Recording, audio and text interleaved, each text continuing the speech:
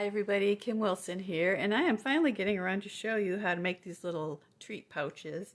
And they're made out of a single sheet of 12 by 12, and let me show you what I've got in the ones I've made. So here's one that's got a packet of hot chocolate and a candy cane, and you can see that they just go together so nicely, just folded, and then this piece tucks under the little circle there. And then this one, what's in here? Oh, I've got 4 cards and 4 envelopes, which fit perfectly in this little pouch.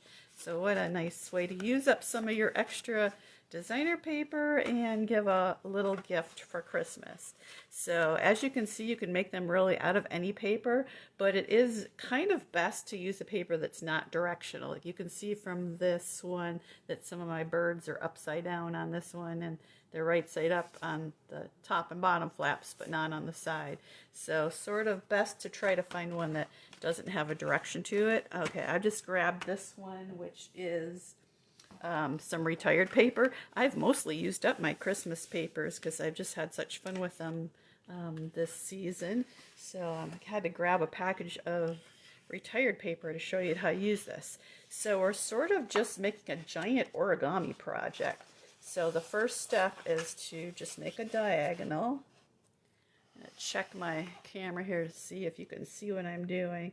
So it's really kind of crucial to get things pretty much straight in the corners. So hopefully this one will turn out okay. So I've got my first diagonal.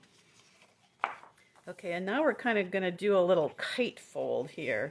So this is, I think, the hardest fold because we're going to go from the bottom corner where the diagonal is and then just go right along that fold line. So we're folding up towards that fold line. Okay, so let me see if I can get this straight at the bottom. That's the hard part where the little corner is. Okay, that looks pretty good. And we'll do the other side the same.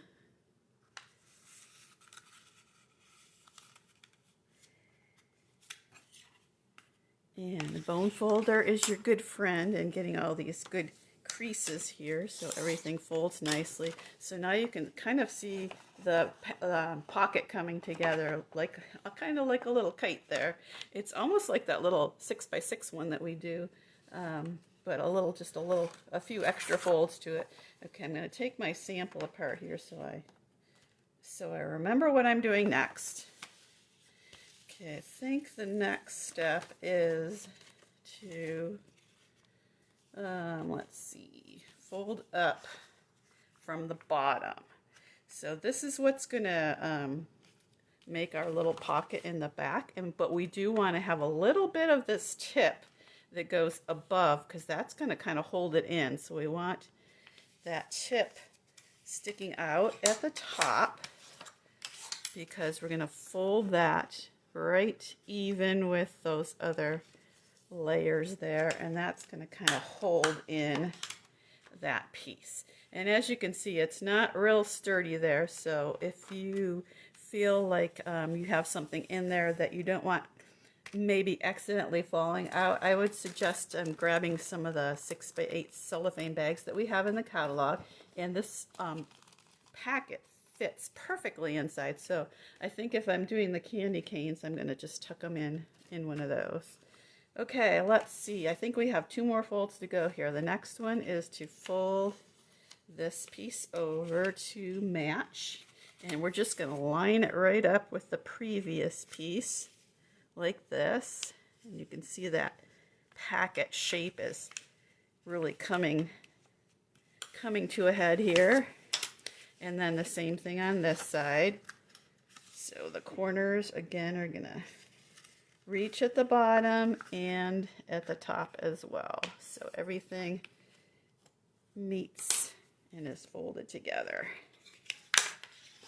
There we go. And one last step, and that is to fold down the top. Now there's no right or wrong way to do this. So if your item that you're putting inside is small, you can pull it down more.